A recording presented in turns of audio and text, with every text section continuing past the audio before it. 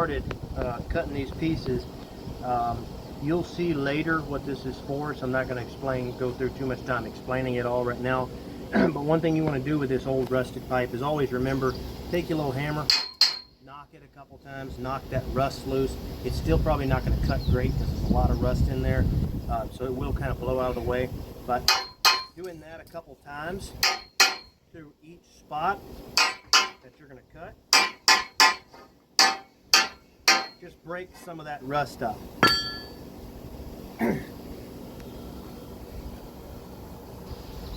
then the next thing that you want to do when you know you're cutting really bad rusted pipe, for me, I was taught to cut downhill. That's how I've always cut. Come around here close, man. I was taught to grab my torch, start at the top, cut downhill. After I've started working with a lot of rusted pipe, I have learned to cut uphill. Now I still cut downhill if I'm cutting clean metal, just because I like doing it that way. But if you cut uphill, all of your rust and trash is falling down away from your cut. When you're cutting downhill, that trash is falling into your cut.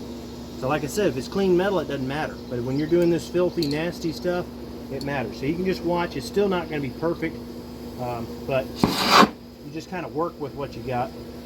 And the tip is dirty. I probably should clean it if I want it to be pretty good. Fortunately, this does not have to be good at all, and you'll see why.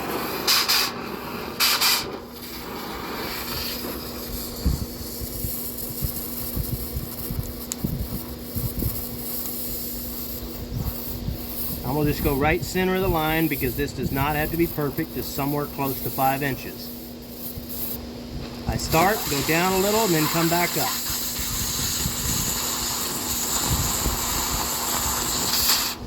You can tell I started to blow out. I obviously hit a piece of rust or something, so I just stop and then go ahead and turn my pipe.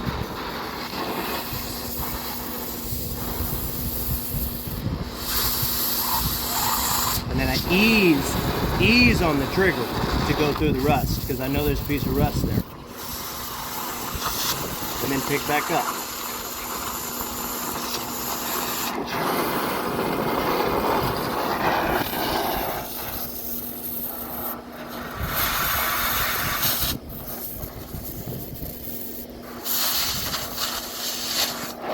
A lot of rust right there. This was good clean pipe that fall right off without a problem.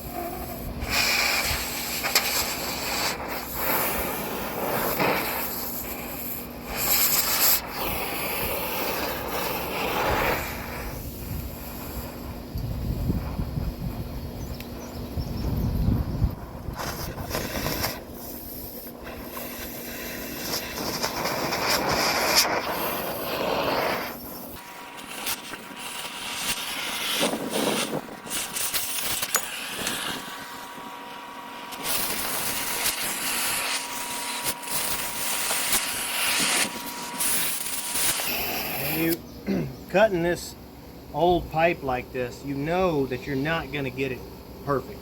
You can get it perfect. There is a way to get it all cleaned up. And if you need it perfect, then I would suggest really trying to clean it up. The technique you would use is to clean that inside out as well as the outside. So this inside is full of all manner of rust and everything else. Now I'm pulling out all kinds of rust there. All that rust builds up even when you hit that hammer, and that just when you're blowing your torch, you go in and you hit that rust, and then the hot metal blows everywhere instead of straight. So really you're just trying to hurry up and get around it carefully as you can. Now we're just going to use a bunch of cutoffs for this. We don't have to be real far in the ground. I want to be about between 32 and 36 inches. in the ground. That's 39, so it's really longer than I need it to be. I may still end up having to use it. That one's 30, it's a little shorter than I'd like it to be. We need 5 of them.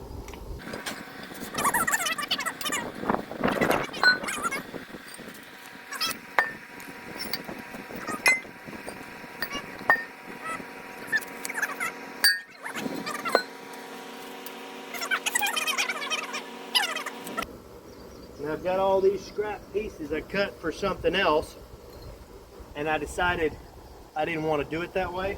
So we're going to use these scrap pieces, and you're going to see there's no special techniques here. We're not doing anything special. All I'm trying to do is the least amount of work that I can do. This is all getting buried under the ground. I want the least amount of work while still being strong. So y'all just watch and see how that goes.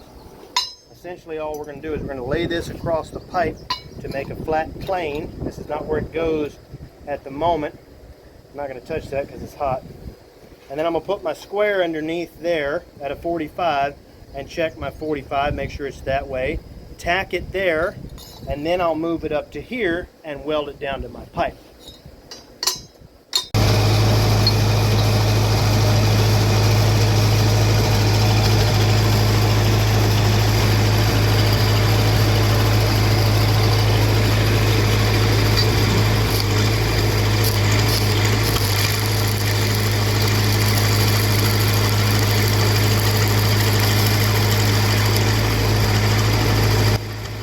In many cases, I like 6010 better than 6011 simply because it roots a little bit deeper than 6011. But in some cases, 6011 is better because it does not penetrate as much. It won't burn through as bad. So it really depends on your situation. And some people can't weld with 6010 as well. But the one thing that I will say, no matter what, is definitely do not forget to put some 7018 on this. When you are driving it with that hammer, it is going to beat it up a pretty good bit. So you're going to want some good strong weld.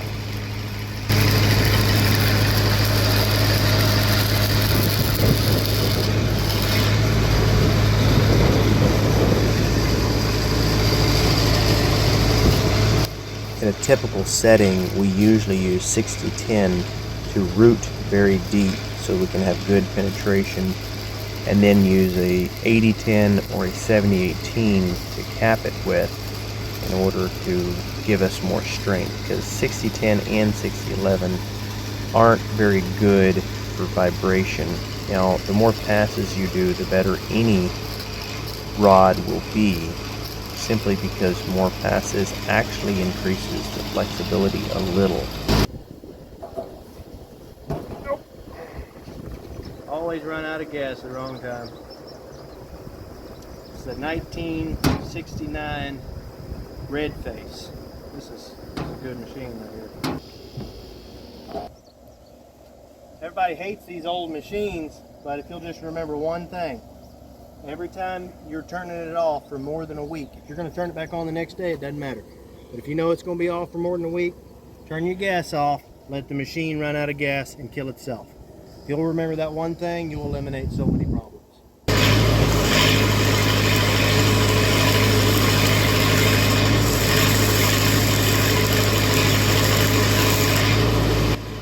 In a lot of cases, if you're using 7018, it's not necessary to even put 6010 or 6011 on it.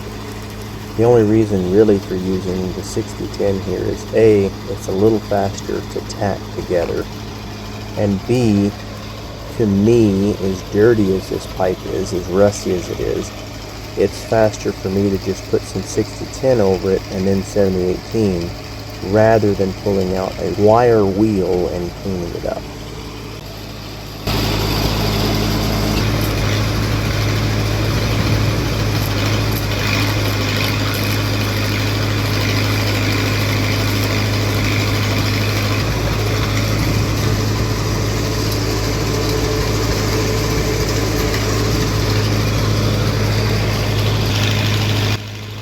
The umbrella in the pipe is to block the wind. The wind was really bad this day. If you know anything about 7018, it's a little bit more finicky when it comes to wind. Not as bad as MIG, obviously. You can't even really do that in the wind. But it is still a little bit more finicky, and it's better if you have something to block the wind. There's no need to have any more than 3 1-inch passes of weld here. That's plenty weld to keep it strong.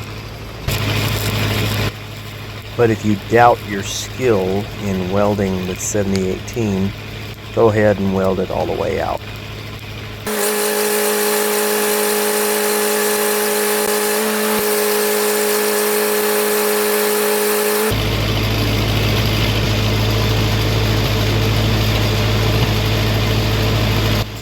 Now for this gap here, I find it easier to use a filler rod. I like to take a 1/8 7018 with a 1-inch 6010 as my welding rod. And I'll take that 7018 and knock the flux off. I find the 7018 rod itself seems to be better for this than anything else. I'm not sure why. But you take that and you can either daub it in there, like if you're TIG welding, takes a little practice, or you can just push it in there. Either way, in this scenario, I believe I just pushed it in. It really just depends on your skill and what works best for you. You can just lay it in there and tack on both sides. A lot of people do that. It's not quite as strong.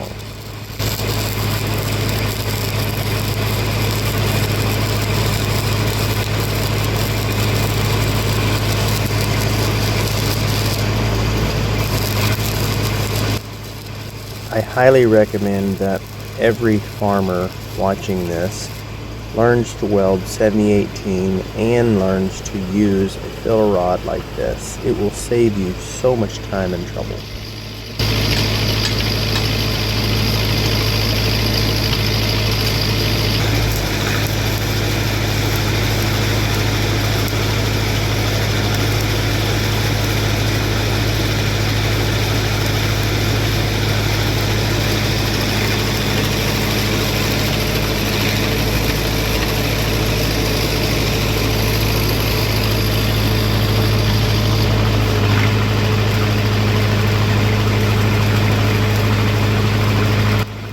.7018 being an uphill weld typically makes the weld thicker than a downhill weld, unless you know how to stack iron like us good old boys. But one skill that you can learn if you're filling a lot of gaps is, instead of going downhill with a 6010 or even a 6011, try going uphill. And if you go uphill even with a filler rod, you're going to fill it even better. That's something you can do when you have a lot of big gaps.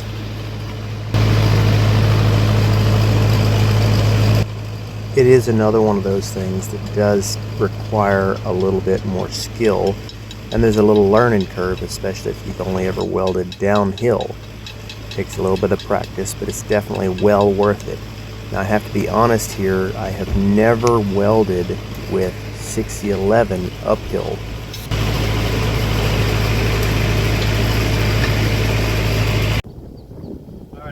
So this is the last step in building this part. This is basically your brace post. All of this will get driven into the ground to about right in there, maybe a little bit deeper. This right here, this pipe sticking out at a 45, that's for your plastic pipe that's going to slide over. So we're going to cut a couple of holes that will fit that bolt loosely. So we want a large, it's kind of a large hole. We don't want it so large that the head of that's going to go through, obviously, but we want it to be big enough that if we're out in the field, we drill a hole and it ain't quite right, we got a little bit of play there. So we're going to cut a little bit of a bigger hole, cut a little bit of a slop in there, if you will. I'm just going to eyeball my distance down. I'm probably about 1.25 inches to 1.5 inches down, something like that.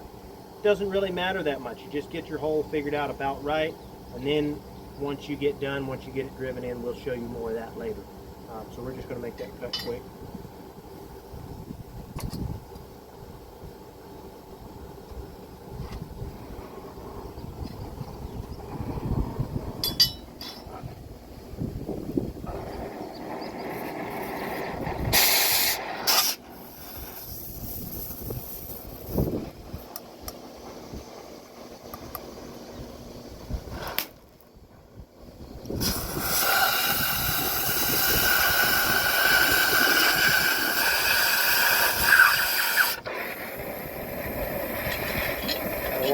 Plenty slop. Then we're going to get one more on the other side and we'll be done.